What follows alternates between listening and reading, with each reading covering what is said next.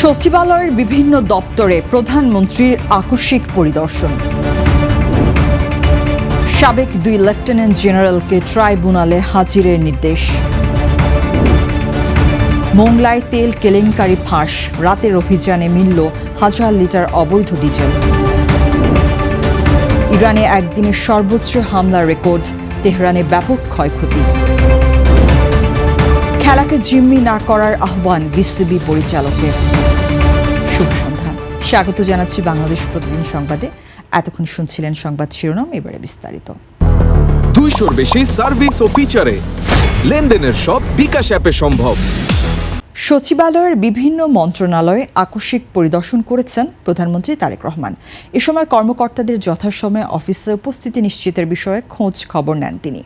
29 March রবিবার সকাল 9টা 5 মিনিটে নিজ কার্যালয়ে পৌঁছালে প্রধানমন্ত্রীকে স্বাগত জানান মন্ত্রিপরিষদ সচিব সহ সংশ্লিষ্ট কর্মকর্তাদের সঙ্গে কুশল বিনিময় শেষে 1 নম্বর ভবন থেকে 6 নম্বর ভবনে যান প্রধানমন্ত্রী। সেখানে জ্বালানি মন্ত্রণালয়, সমাজ কল্যাণ মন্ত্রণালয় এবং শিক্ষা মন্ত্রণালয় পরিদর্শন করেন তিনি। পরে 5 নম্বর ভবনের গৃহায়ন ও গণপূর্ত মন্ত্রণালয় এবং 3 নম্বর ভবনের বাণিজ্য মন্ত্রণালয়ের বিভিন্ন দপ্তর পরিদর্শন করেন প্রধানমন্ত্রী। এ সময় কর্মকর্তাদের কক্ষে গিয়ে খোঁজ খবর নেন সরকার প্রধান। যথাসময়ে কর্মকর্তা ও কর্মচারীদের উপস্থিতি নিশ্চিতের বিষয়ে খোঁজ খবর নেন তিনি। মানবতা বিরোধী অপরাধের পৃথক মামলায় ডিজিএফআইয়ের সাবেক মহাপরিচালক লেফটেন্যান্ট জেনারেল অবসরপ্রাপ্ত শেখ মামুন খালেদ ও লেফটেন্যান্ট জেনারেল অবসরপ্রাপ্ত মাসুদ উদ্দিন চৌধুরীকে আগামী 7 এপ্রিল হাজিরের নির্দেশ দিয়েছেন ট্রাইব্যুনাল। আজ সকালে আন্তর্জাতিক অপরাধ ট্রাইব্যুনাল 2-এর চেয়ারম্যান বিচারপতি নজরুল ইসলাম চৌধুরী নেতৃত্বাধীন বিচারিক প্যানেল এ আদেশ দেন। প্রসিকিউশনের পক্ষে শুনানি করেন চিফ প্রসিকিউটর আমিনুল ইসলাম। তিনি মামুন খালেদকে গুমের মামলায় ও মাসুদ উদ্দিন চৌধুরীকে ফেনীতে সংঘটিত জুলাই হত্যাযজ্ঞের মামলার প্রোডাকশন ওয়ারেন্ট ইস্যুর আবেদন করেন। একই সঙ্গে পরবর্তী শুনানির জন্য সময় চান। শুনানি শেষে তাদের হাজিরের জন্য আগামী 7 এপ্রিল দিন ধার্য করেন ট্রাইব্যুনাল। অন্যদিকে জানা গেছে, গোয়েন্দাদের জেরার মুখে গ্রেপ্তার 2 জেনারেল মুখ খুলতে শুরু করেছেন। তাদের বয়ানে উঠে আসছে অজানা কাহিনী, অনেকের নাম। সংশ্লিষ্ট সূত্র জানিয়েছেন, অবসরপ্রাপ্ত এই 2 সেনা কর্মকর্তাকে জিজ্ঞাসাবাদে ঘুরে ফিরে অন্তত 1.5 ডজন ব্যক্তির নাম উঠে এসেছে। তালিকায় 3 বাহিনীর তৎকালীন প্রধান ছাড়াও সামরিক ও বেসামরিক ব্যক্তিদের নাম রয়েছে। মোংলায় জ্বালানি তেলের অবৈধ মজুদের বিরুদ্ধে যৌথ অভিযান চালিয়েছে কোস্টগার্ড, নৌবাহিনী সহ আইনশৃঙ্খলা বাহিনী।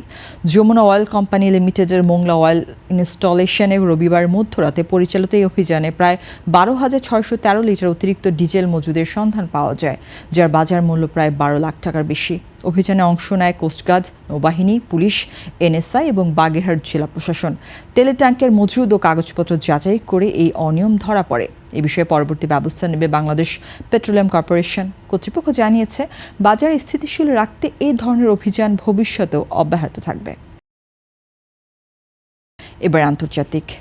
ইরানের যুদ্ধ শুরুর পর থেকে শনিবার একদিনে সর্বোচ্চ হামলা চালিয়েছে যুক্তরাষ্ট্র ইসরায়েল। শনিবার সন্ধ্যা 5টা থেকে রাত 9টা পর্যন্ত 4 ঘন্টায় দেশ জুড়ে অন্তত 701টি হামলা চালানো হয়েছে বলে জানা গেছে।